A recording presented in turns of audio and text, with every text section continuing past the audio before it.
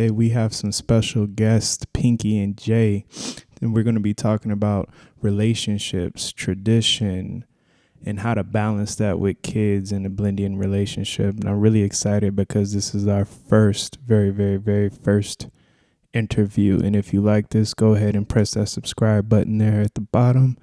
And let's go ahead and get started with this episode. So tell me a little bit about y'all. I just want to kind of break the ice a little bit before we get going. I'm Pinki, by the way. Yep, I'm Jay. Okay, Jay, nice to meet you. I was born and raised here, but my family is originally from India, the state of Gujarat. And then... Yeah, and so I'm born and raised in Virginia. And we ended up moving to North Carolina probably 15 years ago. Yes, we've been here ever since, Greensboro, North Carolina. My wife is actually from Gujarat as well. Oh, wow. Yeah, she's a Patel. So we've been together going on 5 years now. And we originally met in Ohio. And now we just had our first kid. Wow. Oh, fantastic. Yeah, I'm a Patel too. So we're all over. I heard through one of her family members, correct me if I'm wrong, but I heard like in certain regions, it's a lot of Patels in a certain region, right? Or is it scattered throughout India? No, that's correct. Especially in the state of Gujarat, there are a lot of Patels. Okay. Do you guys have kids? We do. Together we have 4 kids. Okay. Wow.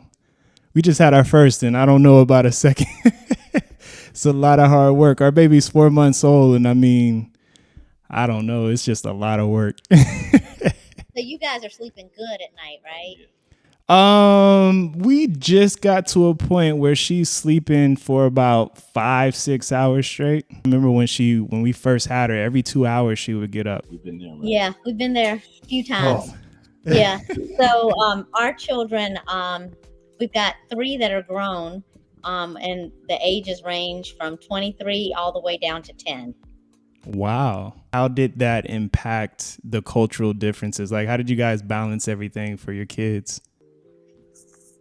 So the culture, it was difficult. I have to say it was difficult because there was some conflict, of course, with my side of the family.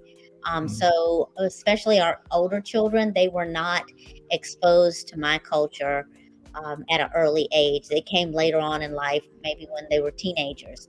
And now our youngest one, our 10-year-old, she's been exposed to, my culture since she was a newborn. So it's been easier with her. So as far as a balance, right now we have a great balance.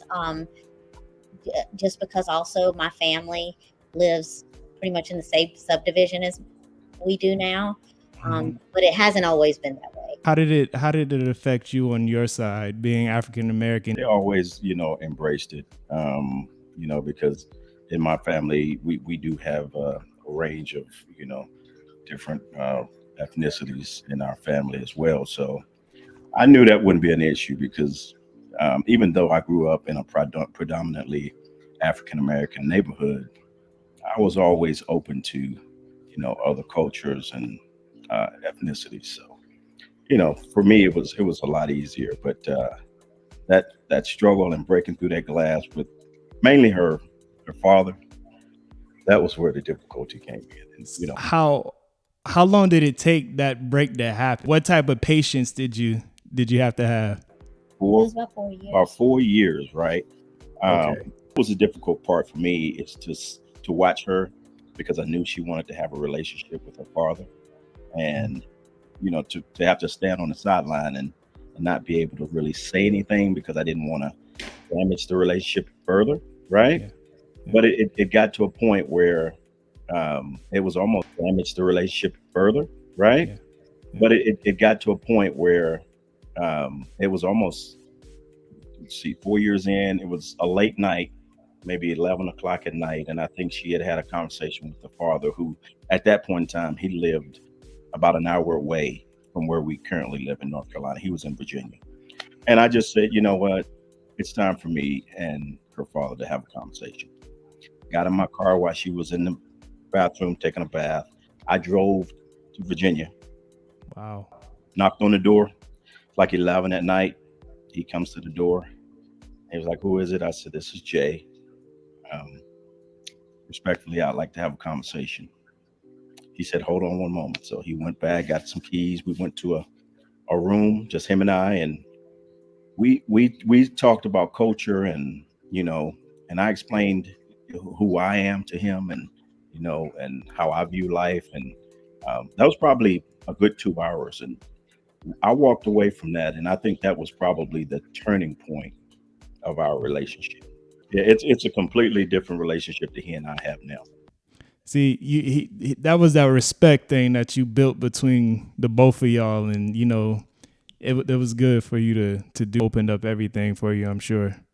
And it wasn't even so much for me. It's like I just even expressed to him, listen, even if you don't have a relationship with me, I just want you to have a relationship with your daughter. If that means I'm not included in that, I'm okay with that. I said, but what I'm not okay with is you not having a relationship with your daughter. Right. One of the challenges that I feel like for me that I still face is, um, well, let's talk about religion a little bit. So, I grew up in a Hindu household, where they practice Hinduism. Um, However, I I grew up that way, but I wasn't taught about it. I didn't understand it. So, Jay, when Jay and I met, I feel like, really, well, let me rewind back. So I was actually raised by for 4 years in an American Christian family. And so that seed, Christianity, Jesus, he was planted in my life a long time ago. That seed was planted, but that seed went dormant when I moved back home to live with my dad, and it really didn't come back to life until Jay and I got together. So I always tell Jay that the reason God put him in my life is because he used him to water that seed back to Wow. life. That's a very unique dynamic. And I really like that because I'm strong in my faith too. And I've been wondering how I can bring it all together. So it's really neat that you guys already have that figured out because that's a huge thing for me.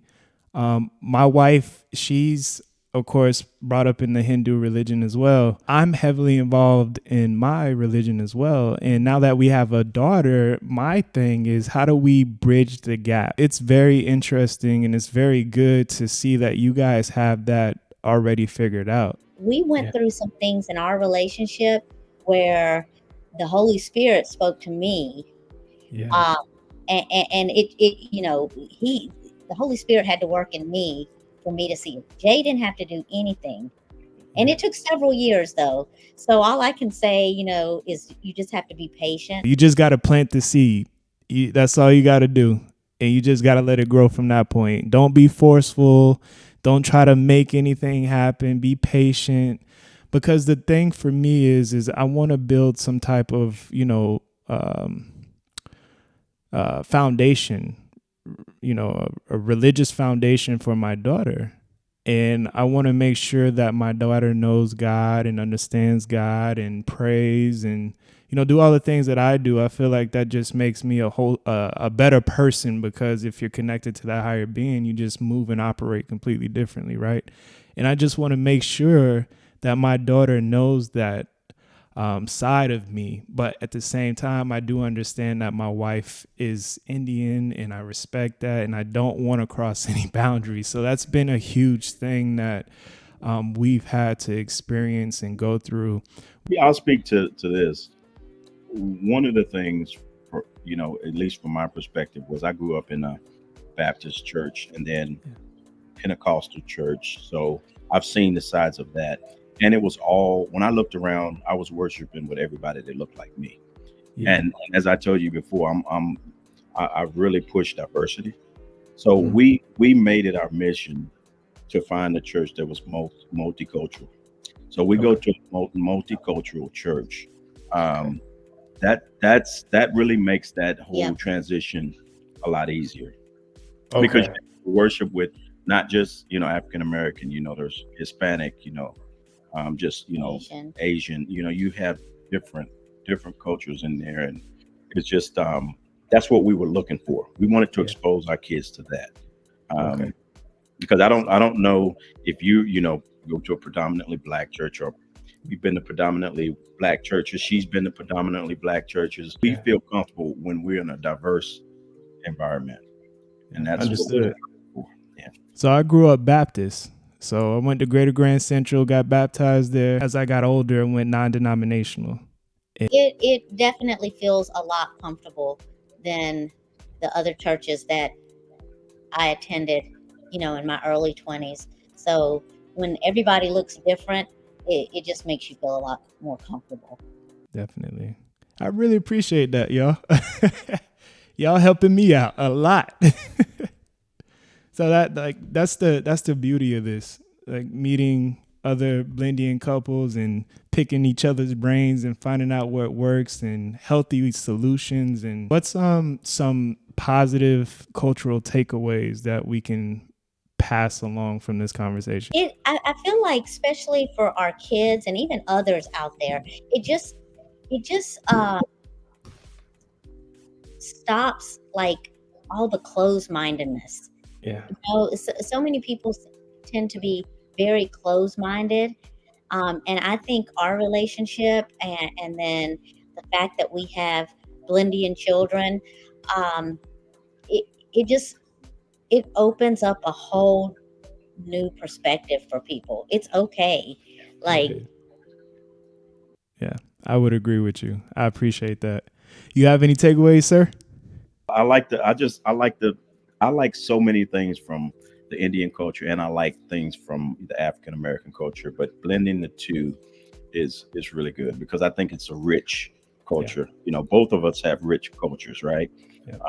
I like a lot of the things that they're steadfast on with, in the Indian culture, and I love to see some of the things that they do, and come together, as a family.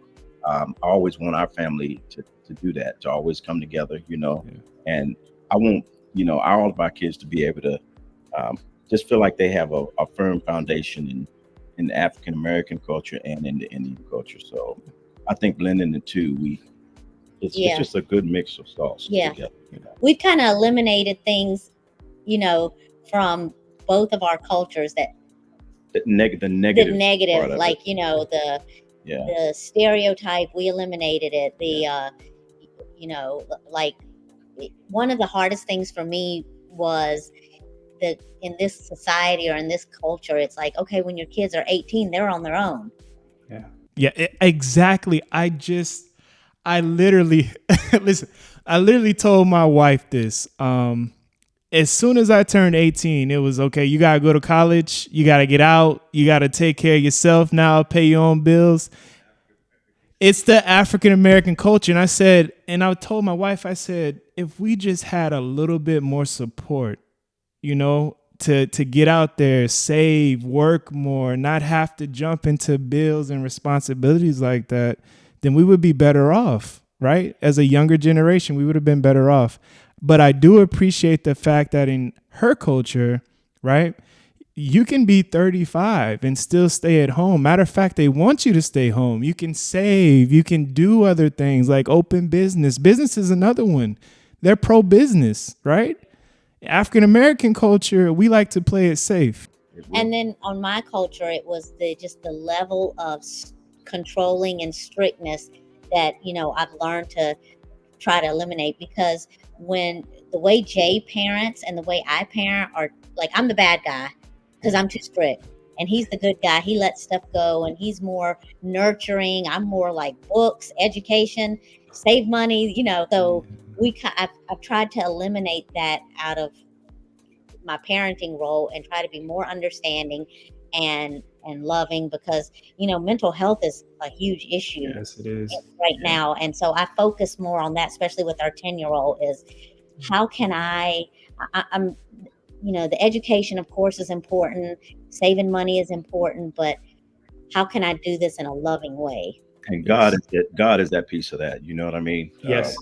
Because same thing, I grew up, my dad was just that same hard, man, you got to do this, man, whoopings were given out, like pancakes all day long. Yeah. So the reason why, I look at life different is, number one is God.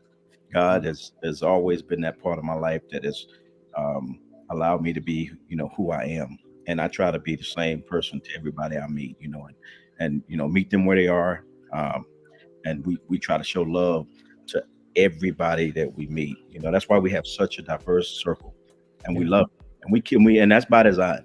So, Yeah. but that comes through God, though. That's where everything come from, man. That's the source. That's the light. That's the wisdom, the enlightenment, everything, man. So I'm fully behind that. So, man, I really wish my wife was here. I feel like we need to do a part 2 so you can meet her, Pinki, and really want to say thank y'all. We hope you liked this episode. If you did, go ahead and hit that subscribe button right there at the bottom.